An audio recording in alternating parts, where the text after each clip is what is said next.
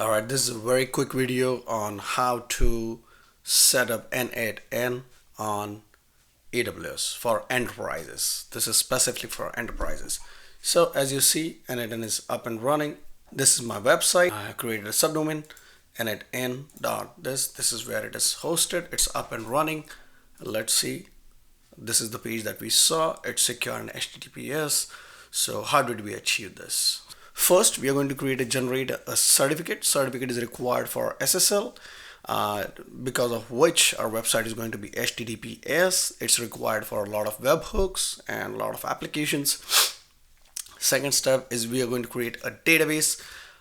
So database is going to be in Postgres, and it's going to be a multi-AZ database, and we have security groups to allow access to our database on port 5432. We create the SSL certificate. Stage 2 is the database server. Third is the storage. EFS, it's a shared storage. Database is a multi-AZ application fronted by a load balancer, and all the ECS tasks they're running on using Fargate and CloudWatch for our logs and metrics. We are doing everything using Terraform, so this is the industry standard. We are using modules, doing certificates, database, storage, infrastructure. Infrastructure is where we bring everything together. We have a Git repository where the code is stored for versioning.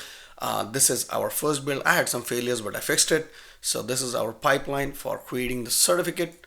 And once the certificate is created, the second pipeline is for our enterprise build, what it creates. So this is the VPC. It will create an AWS, which has 4 subnets: to public, to private, to availability zones.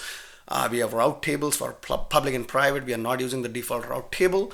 And we have connectivity from our private subnet to NAT gateway, and from NAT gateways and our public subnet. From public, it gets access to IGW, which is our internet gateway for internet access. This is our ECS cluster. If you see, I had 4 tasks running, but because there was no activity going on, it's just a landing page as of now. So it stopped those instances. We have 2 running right now, and depending upon the number of instances or number of workflows that are running, if the CPU goes high, it will automatically scale as much as it wants. If something goes down, I stopped something and automatically created new task instances, so it is self-healing as well. These are the CloudWatch logs.